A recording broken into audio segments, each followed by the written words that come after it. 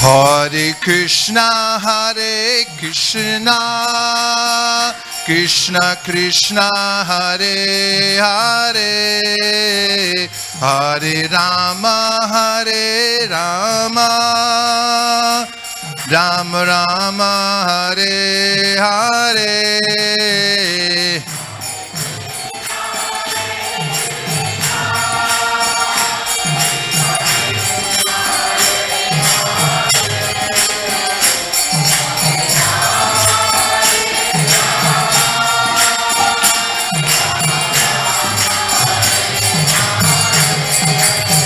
Hare Krishna,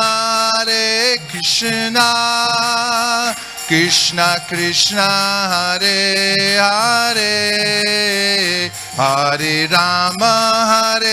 Rama, Rama Rama, Hare Hare.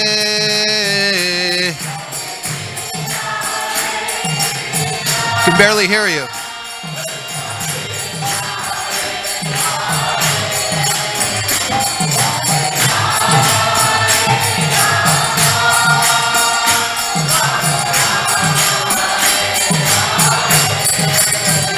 Hare Krishna, Krishna Krishna, Hare Hare, Hare Rama, Rama Rama, Hare Hare.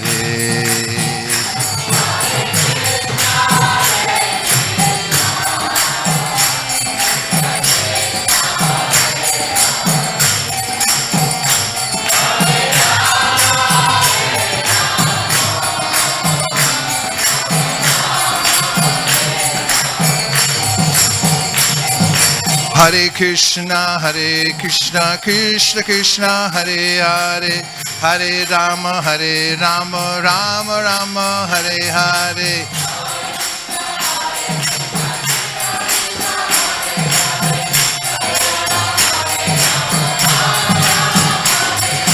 Hare Krishna, Krishna Krishna, Hare Hare, Hare Rama, Rama Rama, Hare Hare.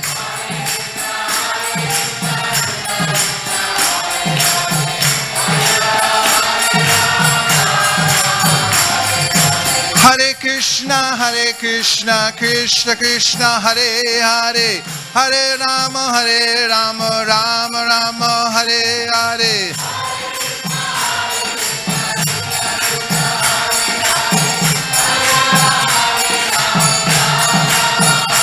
Hare Krishna, Krishna Krishna, Hare Hare. More. Hare Rama, Rama Rama, Hare Hare.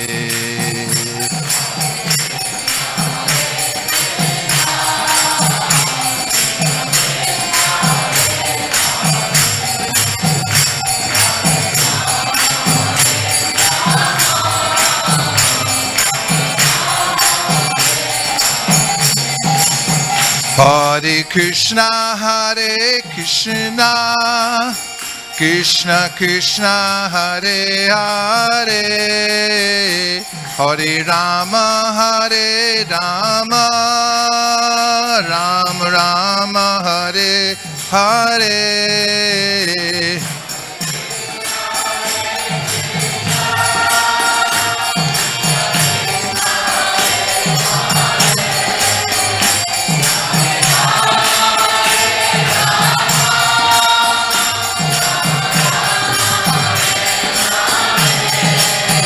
Hare Krishna, Krishna Krishna, Hare Hare. More. Hare Rama, Rama Rama, Hare Hare.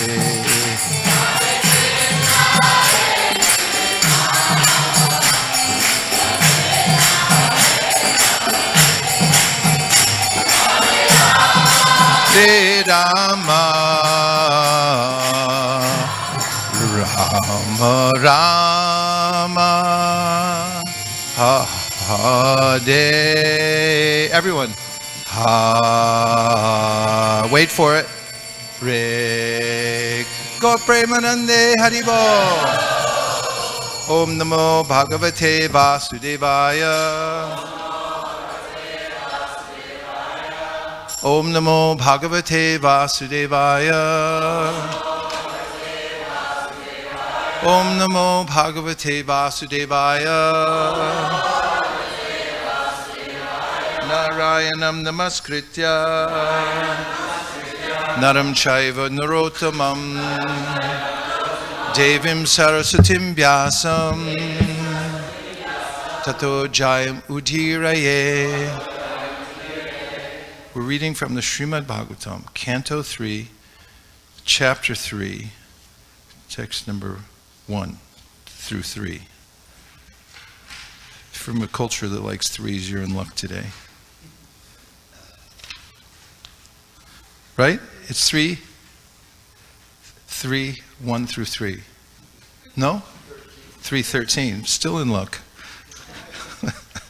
Okay, 3:13, 1 through 3. Getting there. Hare Krishna. Shri Shuka Uvacha. Nishamya vacham varato mune punya tamam dripa bhuya papracha kauravyo vasudeva katadrita.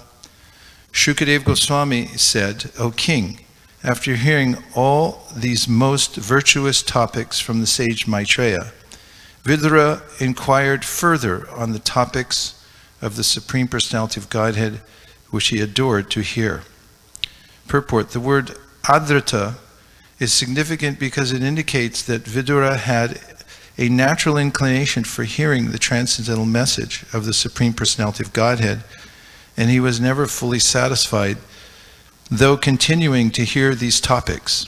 He wanted to hear more and more so that he could be more and more blessed by the transcendental message. Viduruvacha Savai Swayambhuva Samrat Priyaputra Swayambhuva Pratilabhya Priyam Patnim Kim Chakara Tato Mune. 333. Vidura said, O great sage, what did Swayambhuva, the dear son of Brahma, do after obtaining his very loving wife? Text number 3. Charitam tasya rajarsher Adi rajasya satama Bruhi me shradhanaya Bruhi me shradhanaya Vishvakshina shrayo yasau Charitam tasya rajarshe Adi rajasya satama Bruhi me shradhanaya Vishvakshina shrayo yasau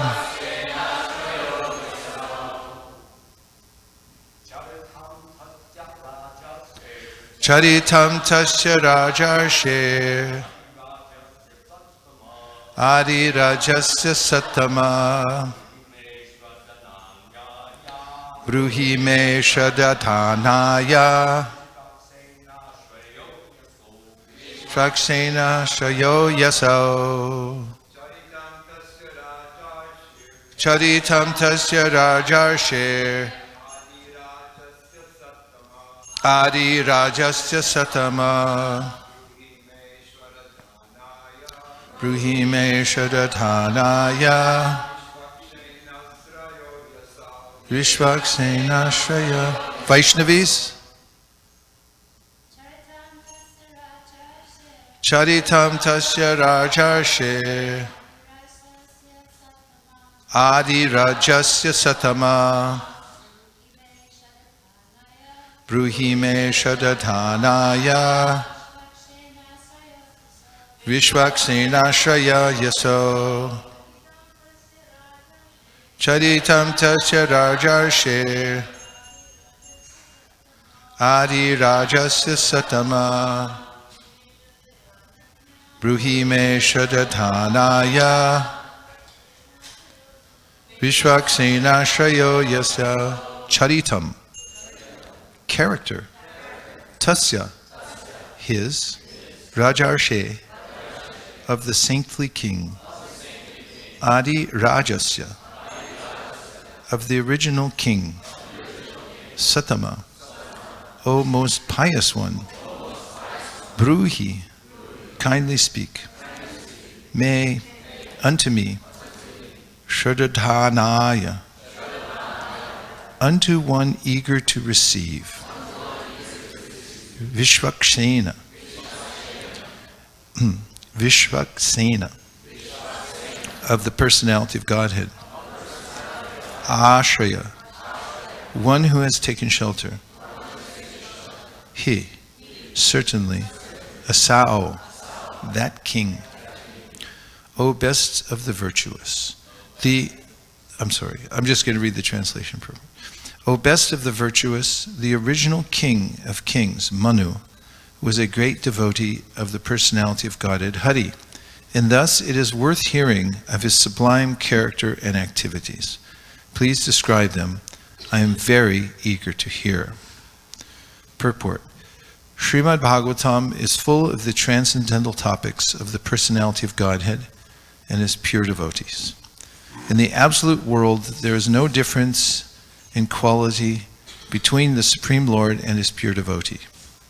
Therefore, hearing the topics of the Lord and hearing of the character and activities of the pure devotee have the same result, namely the development of devotional service. I have for my respectful obeisances to His Divine Grace, A.C. Bhaktivedanta Swami Prabhupada, and to all the assembled devotees. Hare Krishna. And especially to my dear friend Vaisesika Prabhu and Tadit, who has taken a worldwide leadership position to maintain such a effulgent community. What to speak of what Vaisesika Prabhu does all over the world for book distribution and stepping into so many managerial roles. Thank you very much. Hare Krishna. And thanks for having us. We're really happy to be here at New Dwarka. Hare Krishna. This verse aligns us with what Vaishnavism is. We say Vaishnavism because we worship Vaishnavas. Actually, we're worshippers of Vishnu, but all the Srimad Bhagavatam and the Shastras tell us that's more important than worshiping Vishnu is worshiping the devotees of Vishnu. Who tells us that? Well, Krishna. Yad Bhakta Puja Bhyadika in the 11th canto of the Srimad Bhagavatam.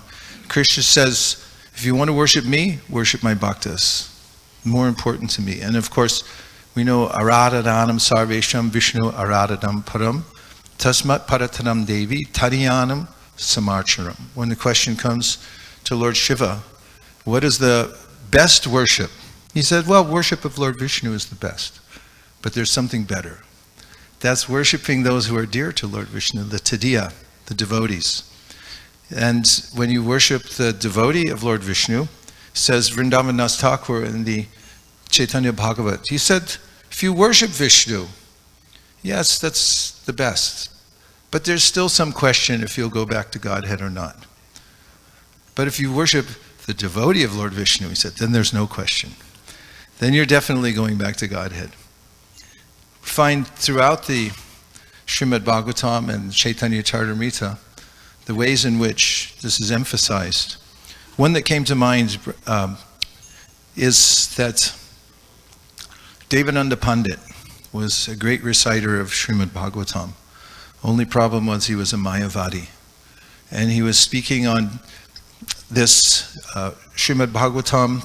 He was giving Srimad Bhagavatam class and there were large crowds coming because he was an erudite scholar. But he wasn't a devotee at all. And one day, Srivas Pandit came and sat down in the class because it was an open class and everyone was sitting there listening to Bhagavatam, and Srivas Pandit was attracted. And as he was listening to the Bhagavatam, the verses being recited, Srivas Pandit began to experience ecstatic emotions, tears coming from his eyes, and he was trembling. And the assembly there was uneducated in the ways of pure devotional service and thought, who is this person disturbing the class? And some of them got together and ejected him from the temple, unceremoniously. And Devananda Pandit didn't restrict them, he just went on speaking. Sometime later, Chaitanya Mahaprabhu was walking in that area, and he then became irate and was railing against Devananda Pandit, saying, this is a rascal. He thinks he's speaking Srimad Bhagavatam, but this is not Bhagavatam. He doesn't know what Bhagavatam is because he has offended the devotee. He offended Srivas Pandit, who's the person Bhagavat. And therefore, this is an offense, a great offense. And he chastised publicly Devananda Pandit. Devananda Pandit, although receiving the chastisement, still his heart didn't change. And he was a little humble, but he couldn't accept fully what Chaitanya Mahaprabhu said, nor could he understand the identity of Sri Chaitanya Mahaprabhu. However, sometime later, across the way from where he lived, there was a mela, a kirtan mela going on. And he went there to see what was happening. And he saw in that assembly of ecstatic kirtan a Vaishnava named Vikreshwar Pandit. Vikreshwar Pandit was famous because he could dance for 72 hours without stopping. And Chaitanya Mahaprabhu especially honored him for that. He would glorify Vikreshwar Pandit, especially for his ecstatic dancing. So when Devananda Pandit walked into that kirtan, he was taken aback immediately. His heart changed. He saw Vikreshwar Pandit dancing and ecstatic symptoms manifesting in his body, and something in his heart, in Devananda Pandit's heart, changed. Now, when the rest of the people, if you've ever been in a big mela in Bengal, you know that people tend to push forward a little bit. Especially old ladies, they'll slam you with their elbow as they walk by, just for good measure. And there was a huge crowd, and they became more and more ecstatic, and the crowd swelled, and they were pushing towards Vikreshwar Pandit, who was dancing in ecstasy. And spontaneously, Devananda picked up a stick, and he started warding off the crowd so that Vikreshwar could dance. And after the dancing stopped, after 6 hours, they sat down, and Devananda Pandit went and sat at the feet of Vikreshwar Pandit. And seeing his devotion, his sudden manifestation of devotion, Devananda Pandit said to him, he said, may you become a devotee of Krishna. And from that day, Vikreshwar Pandit said, thank you, to Devananda, may you become a great devotee of Lord Krishna. And from that day, seeing the dancing, having the association, serving Vikreshwar Pandit, Devananda's heart changed. And when Chaitanya Mahaprabhu found out that this Devananda Pandit, who he had chastised for being a Mayavadi and for offending Srivas Pandit, not only forgave him, but benedicted him. He said, yes, now you're a real Vaishnava, because you've received the mercy of a Vaishnava. Now you're a Vaishnava. In the Bhagavatam, two famous verses, one comes in the 5th canto, Rahuganai tattapasanayati nachejaya yatapasanayati nachandasanaiva jolagni suryar vina mahatpada rajopi shekam. In this verse, we know that Jad Bharat, is it Jad Bharat? Rahuganai, yes, he's speaking to Maharishi Rahugana. Rahuganai tattapasanayati. So you'd say you could perform tapasya, he says. Or you can become a yati, a sannyasi. then he says, you can sit in water, jalagni, or in fire during the summer. If anybody's ever tried this, you get fires going and you sit in the middle of these fires in the summer. It's a kind of tapasya that people do to try to detach themselves from the world, where they'll sit in freezing cold water in the wintertime. Or he says that you can perform all kinds of other austerities. Ruhuganai tapasannayatin. He said, but vina, mina, without, vina pada, without the lotus feet, mahat padam, without the feet of a Vaishnav, without attaining, then it gets better, abhishek, of the raja. Raja means the dust, like Vraj, in Vrindavan, it's famous for the dust. So unless you take the dust from the feet of a great devotee and you bathe in it, like take an abhishek. Everyone has seen an abhishek, right? The deities bathed with all these substances, and then there's chandan, everything. So he says, unless you take bath in the foot dust of the devotee, he said, it doesn't matter what austerities you do. They won't be effective. Only that will be effective. And then Prahlad Maharaj gives a very similar verse. Naisham, how does it start? Naisham matista varurukramangrim spishart yanarta pagamo yadartaha mahiyasam parajo pihekam nishkinchananam nar vernita yavat. Says the same thing. This is the key to success in spiritual life, is to take the dust from the feet of a Vaishnav, and you can become purified.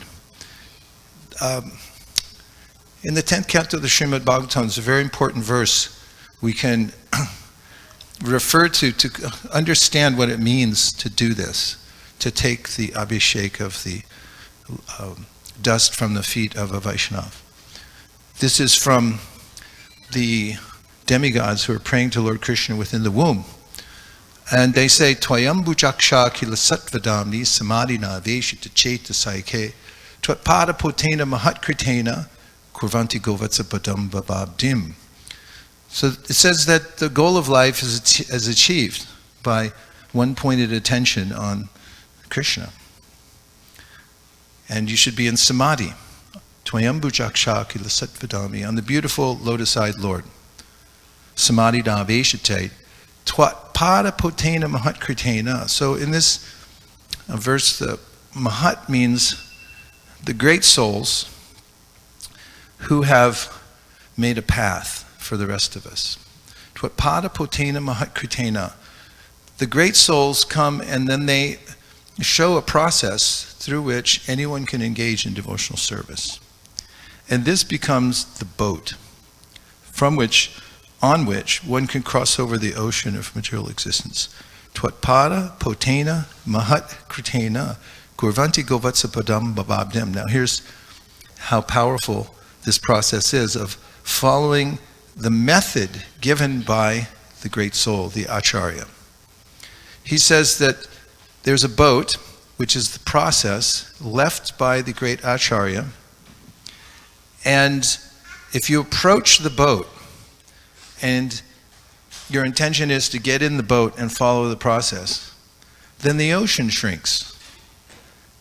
Oceans are basically impassable unless you have a boat. And in this case, it's that the process is so powerful when you approach the boat, then the ocean shrinks down. How small does it shrink? How small is it? Yeah, it's kind of beautiful. Kurvanti kovatsa padam bhavabdim. So that ocean shrinks down to vatsa padam.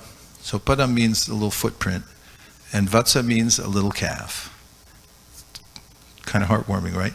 So you got a little calf's footprint, and a little rainwater goes in there. That's how much water is left. When you approach the process given by the great Acharya, the Mahat, and if you follow that process, then the ocean shrinks and you can easily step over it by the mercy of the Mahatmas. Also, just randomly giving evidence, but everyone knows, Rishabhadev says, Mahat Sevam Dvaramahur Vamuktes Tamo Dvaram Yoshitam Sangi Sangam Mahantaste Samachita Prasanta Vimanyava Surida Sadavoye. That the doorway, he says, giving all these metaphors now, the doorway to liberation, Mahat Sevam Dvaramahur Vamuktes. Dwara means a door. And Sevam, everybody knows. That you render service to who? The Mahatmas, the great souls. And he says that's the doorway that opens to liberation. So in this today's verse, we get this indication that just by hearing about the great devotees, because they're absolute, they are as good as hearing about Krishna, remembering Krishna, because there's something devotees have that Krishna doesn't have. What is that? What? Love for Krishna. Love for Krishna, yeah. And therefore, Yudhishthira says to Vidura, who is in this section, Bhavad vida bhagavatas tirta bhuta swayam vibo, tirta kurvanti tirtani svantakstena gadabrita. Yudhishthira to Vidura. He says, you are a walking place of pilgrimage. When you go to the places of pilgrimage, you purify them. Everyone else goes and la-di-da, they bathe there to leave their sins. But you're the one who goes and purifies them because you are a walking place of pilgrimage. And the implication is that not only are you carrying Krishna in your heart, but you're carrying love for Krishna within your heart. Those who have love for Krishna within their heart carry the internal potency of the Lord within their heart. It's mentioned by Chaitanya Mahaprabhu what the devotees who have this love for Krishna have in their heart. He says, Shuddha Sattva Visheshatma Prema Suryamsu Rad Samyabhak Ruchibis Chittamistrinya Chidasao Bhava Uchate. He says when the devotees develop this love for Krishna, then he calls it a Prema Suryamshu. It's a ray from the internal potency of the Lord that melts their heart. And then they carry that around with them wherever they go. And however they speak, says Prithu Maharaj, they have a different vibration.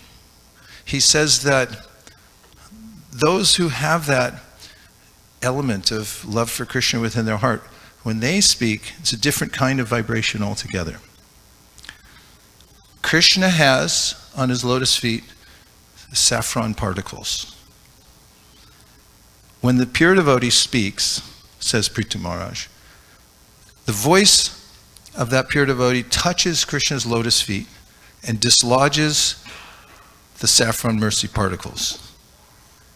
When the vibration then reaches our ears, it's not an ordinary vibration. It's a vibration mixed with saffron mercy particles. And therefore, there's a change of heart that takes place because sound carries consciousness. If someone is a Mayavadi and speaks Krishna Katha, we're advised by Sanatana Goswami, don't listen to that. Because he says, Sarpochishta Payoyata. And I heard Prabhupada just last night, I was chuckling about this because Prabhupada said, I never knew this, he said, snakes like milk. I was like, they do? He said sometimes snake charmers, he said they'll make a preparation of milk and banana and they feed it to the snake. And then he said there's little poison from the fangs of the snake go in that preparation. And then if you drink that, you think, oh, very nice, milk and banana, I'll take some. You get the poison. So in a similar way, verse quoted by Sanatana Goswami is Sarpochishta Payoyata. Just as milk touched by the lips of a serpent is poisonous, so similarly, if somebody doesn't have love for Krishna in their heart, or they're not following in the parampara, when they speak, then it becomes contaminating. I'll take a few reflections or questions, and then we can expand the conversation a little more. Reflections means anything you heard so far that you want to just say back because it might lead to something else. Kir. Hare Krishna. Here, take the mic, because then you'll be heard all over the world. Hare Krishna, thank you. Cool. What if we're hearing Krishna Katha, it's coming out of the voice of a Mayavadi, so it's contaminated. But that individual, obviously not referring to myself, is very pure, and just hearing about Krishna nonetheless reminds him of Krishna. Can it be purified in some way? Will it still be I mean, the transcendental? closest I can give you right now is that Srivas Pandit walked in to hear Devananda Pandit. And look what happened to Devananda afterwards because of Srivas coming there. There is a way in which very pure devotees purify everyone they come in contact with. Another example would be Sarvabhauma Bhattacharya in Puri. He was also a Mayavadi.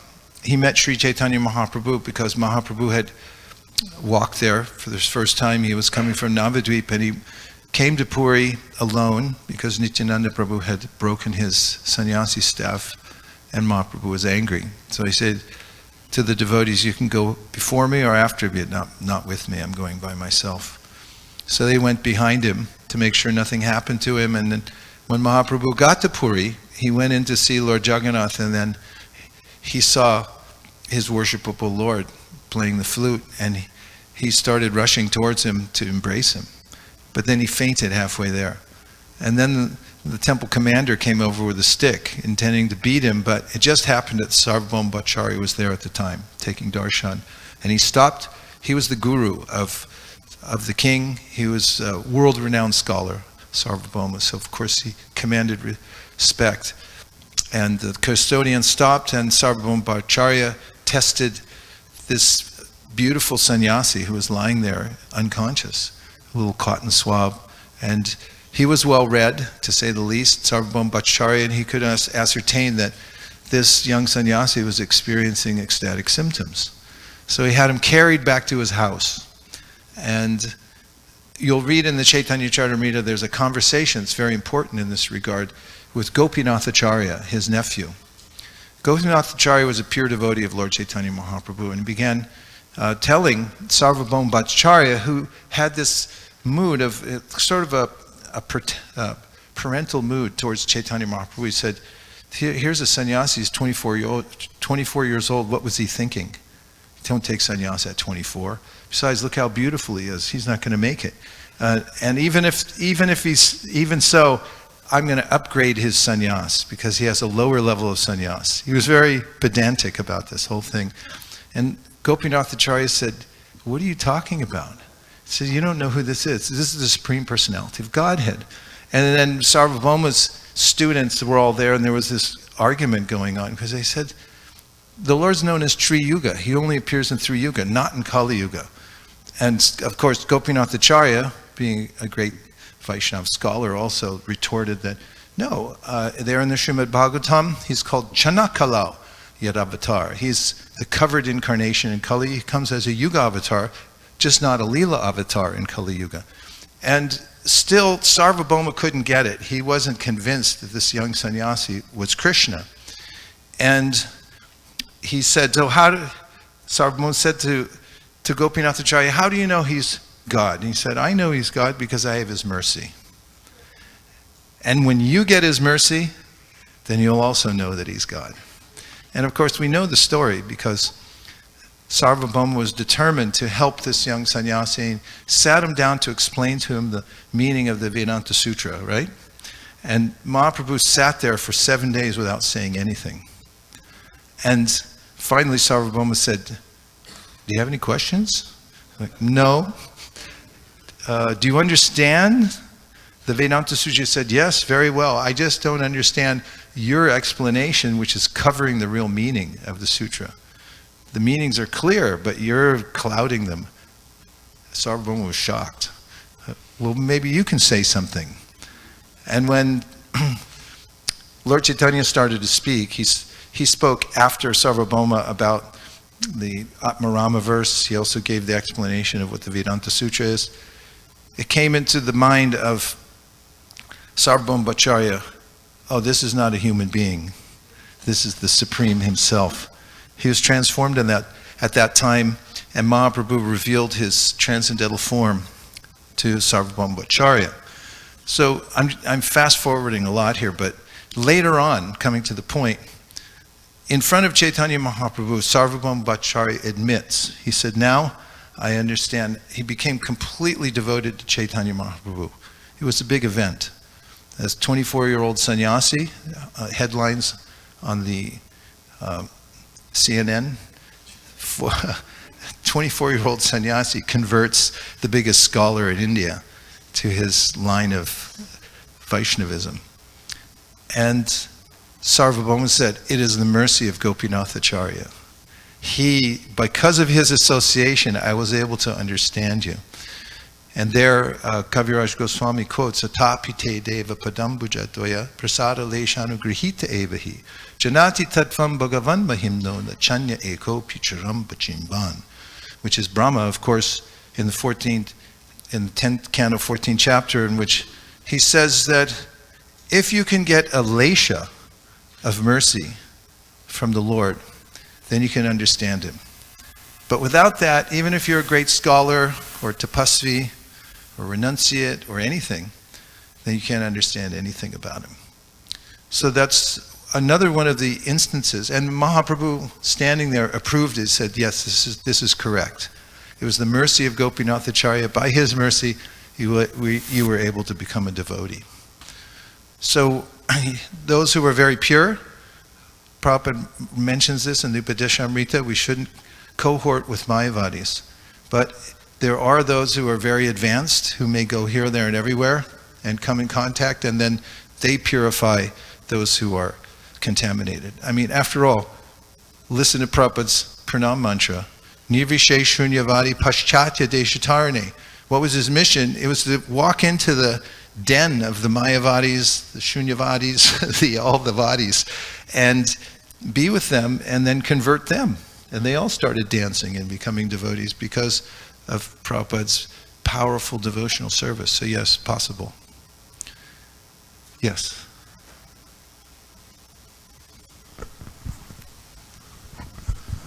Just to clarify, you said that when the devotee walks not just with Krishna in the heart, but with a love for Krishna.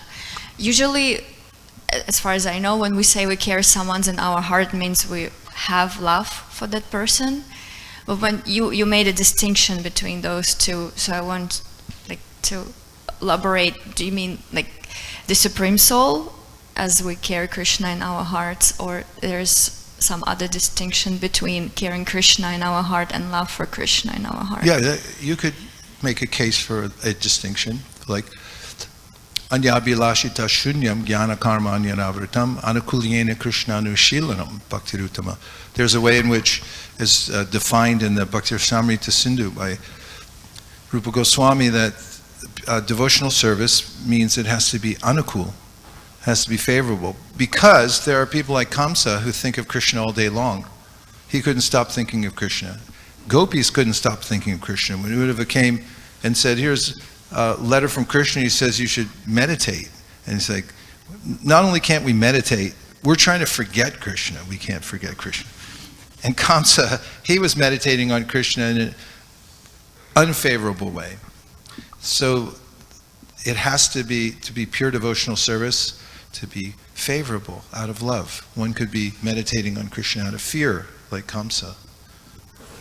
Nonetheless, Yam Kroda Kama Sahaja Pranayadi Bhiti Vatsalya Moha Guru Gaurava Sevya Bhava Sanchintitasa Sadrishim Tanumapurete Govindamadi Purusham Tamaham Bhajami. Those who approach Krishna out of Kroda, Kama, Vatsalya, they have a sense of anger, fear, natural friendly love, etc. Even they become purified when they approach Krishna. Maharaj, microphones just now coming. Wonderful class. I just wanted to comment on the question that came just before the last point, which was about if one sees a Mayavadi, and the Mayavadi uses the word Krishna or speaks about Krishna, but he is a Mayavadi. He thinks that Krishna basically is nothing but light. That's the reality. So doesn't he get some benefit? He gets as much benefit as there is poison. If you've got a lot of poison, then you get contaminated very strongly. If you have a little poison, then you also get contaminated, but a little bit, and maybe you can get rid of it faster. It depends upon how contaminated we are. So the main point is that know that this is contamination. It may be little, it may be medium, it may be a lot. I have to be careful.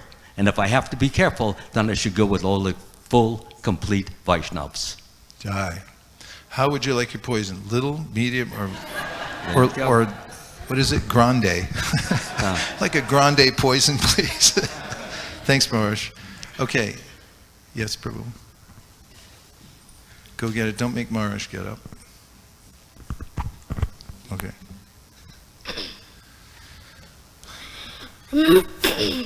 Remember when you said, thank you for the wonderful class, but remember when you said about you should worship the devotees more than Krishna? Yeah. I remember. In the Bhagavatam, it says that if you blaspheme a devotee, you can never be uncontaminated. I think that's a word. Unless the devotee forgives you. Correct.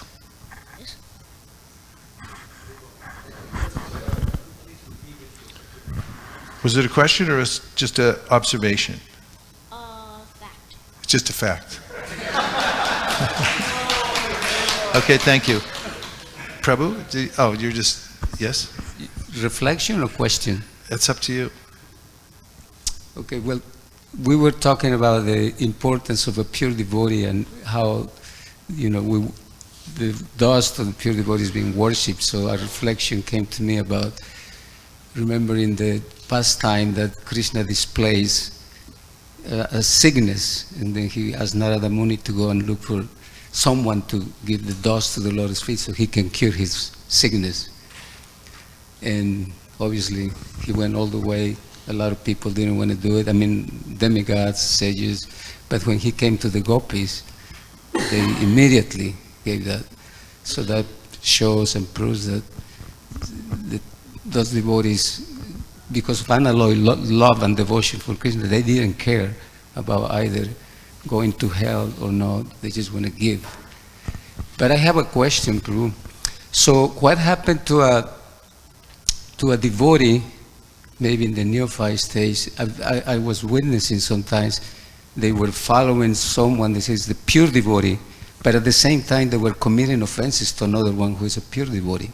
What will be the position? They get the benefit from this pure devotee, but when they offend the other one, can you say something, speak about that? This tends to happen in neophyte stage. Prabhupada mentions this in the Sri Upanishad, that Kanishtadikaris tend to factionalize and to argue amongst themselves about whose process is better. And this is the proverbial red flag, or it's almost April, so red flags make one nervous. If somebody is claiming to be in the association of pure devotees and then discriminates against others, and also has this idea that my process is better than theirs, this is cataloged by Kapila Dev in the third canto of the Srimad Bhagavatam. He gives 4 verses in a row, each one coming to the culminating in pure devotional service. The first 3 are devotional service in ignorance, devotional service in passion, and devotional service in goodness. All 3 affected by the modes of material nature. And we find in passion and ignorance, people have a tendency to feel that my way of doing it is better. They become what is called separatists. And this is indicative of the prakrita devotee, who's materialistically inclined. So what happens to them? What happens is a matter of history. People who factionalize and take exception to other pure devotees, other Vaishnavas even, who may be outside their group, they generally don't, they're not able to maintain a standard of pure devotional service. And at some point, they have to be churned a little bit by the modes of nature until they get humble and say, no mas. I would like to be humble devotee and appreciate others. We're given such direction, of course, by Rupa Goswami when he says, Krishneti yasya giritam manasayat manasadriyeta dikshasti che pranatibishcha bhajantam isham shushushaya bhajana vignam ananyamanya nindari shunya hridamipsita sangalabhya. He distinguishes. He said when somebody just says Hare Krishna, you can appreciate them but from a distance. Yeah, it's just in your mind, actually.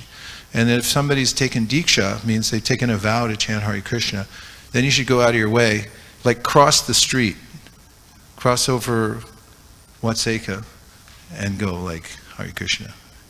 Way to go, Prabhu. Offer some obeisance.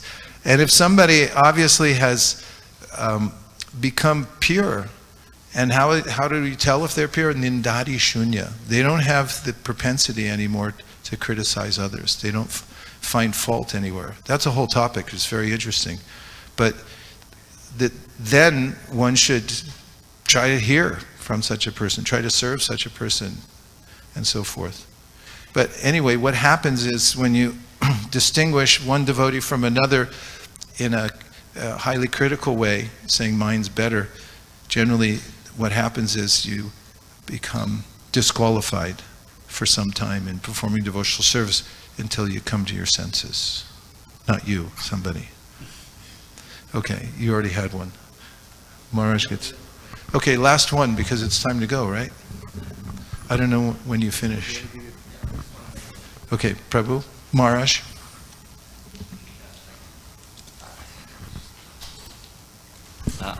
It's in regard to what you were just speaking of, and that is, we use the word devotee, and we use it in a very general sense, but for persons who are new here, all devotees are not the same. The inclination to love God, to serve God, to honor God may be there, but not in the same degree.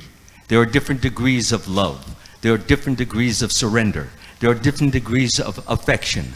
So we must understand there are differences, but we shouldn't make a big deal out of these things. We should respect and honor and glorify all devotees. Nonetheless, there are some who are, but we're not on the same level as Prabhupada. We're not on the same level as some of the devotees who come, who may be GBCs or sannyasis, who've been here 40 years. So we shouldn't think because one is a sannyasi and the other is a sannyasi, they're on the same level. Or one is a devotee and another is a devotee, they're on the not necessarily. But on the other hand, if they are different, one is higher, one is lower, don't make a big thing out of it.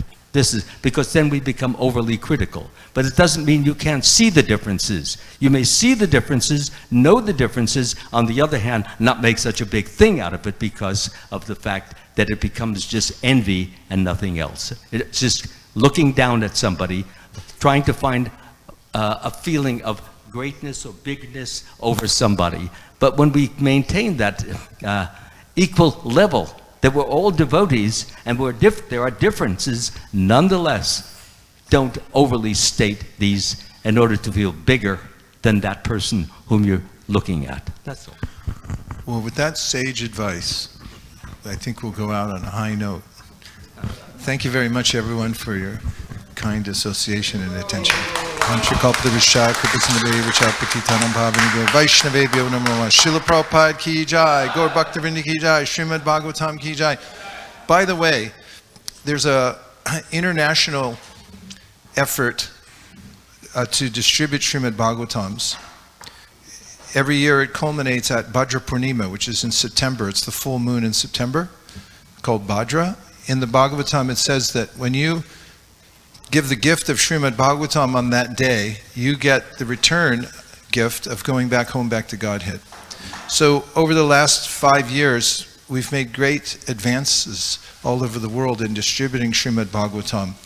Last year we did worldwide as a global team, all of us together, including New Dwarka, over 45,000 sets of Srimad Bhagavatam.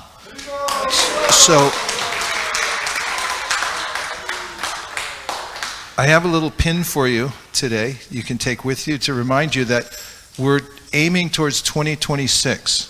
And in 2026, we want to have the capacity to distribute at least 100,000 sets of Srimad Bhagavatams worldwide. And we're depending heavily on New Dwarka to do at least half of that, if you can.